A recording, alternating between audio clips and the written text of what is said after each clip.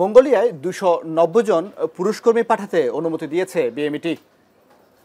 দেশটির LB platinum line নামে একটি প্রতিষ্ঠানকে এই অনুমতি দেয়া হলেও বাস্তবে তাদের প্রাতিষ্ঠানিক কোনো প্রতিষ্ঠান নেই। যদিও ইতোমধ্যে তাদের ফেসবুক পেজ থেকে কর্মী নিয়োগের বিজ্ঞপ্তি দেওয়া হয়েছে। কথা হচ্ছে, এই বিজ্ঞপ্তি দেখে যারা সে দেশে যাবেন তাদের সুরক্ষা কিংবা নিরাপত্তার দায়িত্ব নেবে কারা?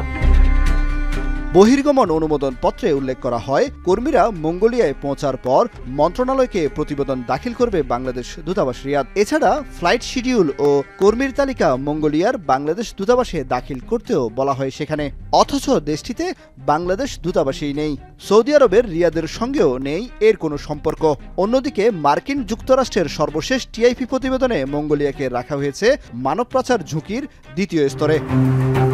একদিকে তাপমাত্রা, অন্যদিকে শ্রমিকদের নিরাপত্তার ইস্যু। কর্মী পাঠানোর সক্ষমতা যাচাইয়ে রাজধানীর পুরানা পল্টনের প্রীতম জামান টাওয়ারে গিয়ে ওই রিক্রুটিং এজেন্সির কোনো অস্তিত্বই খুঁজে পাওয়া গেল না।